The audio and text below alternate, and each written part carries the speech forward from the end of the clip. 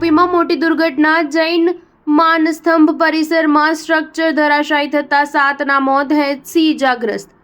ઉત્તર પ્રદેશના બાગપત જિલ્લામાં બદૌત શહેરમાં મંગળવારે સવારે એક મોટો અકસ્માત થયો છે। બાગપતમાં ભગવાન આદિનાથ નિર્વાણ લાડુ ઉત્સવ પર માનસ્તંભ સંકુલમાં બનેલું લાકડાનું સ્ટ્રક્ચર ધરાશાયી થયું, જેના કારણે 7 શ્રદ્ધાળુઓના મોત થયા છે, જ્યારે 80 શ્રદ્ધાળુઓ ઇજાગ્રસ્ત થયા છે। મળતી માહિતી મુજબ આ દુઃખદ અકસ્માત બદૌત શહેરના ગાંધી રોડ પર થયો હતો। શ્રી દિગંબર જૈન ડિગ્રી કોલેજના મેદાનમાં બનેલું લાકડાનું સ્ટ્રક્ચર ધરાશાયી થયું હતું। મંગળવારે અહીં નિર્વાણ મહોત્સવ અંતર્ગત ધાર્મિક કાર્યક્રમ યોજાયો હતો, જેના માટે 65 ફૂટ ઊંચું સ્ટ્રક્ચર બનાવવામાં આવ્યું હતું।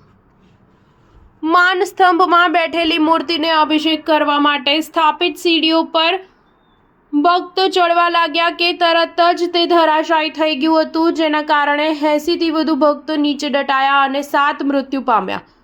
અકસ્માત થતાં જ શ્રદ્ધાળુઓમાં નાસભાગ મચી હતી। ઘાયલોને તાત્કાલિક હોસ્પિટલમાં દાખલ કરવામાં આવ્યા હતા, તેમજ મૃતકોમાં 2 મહિલાઓ સહિત 5 લોકોનો સમાવેશ થાય છે।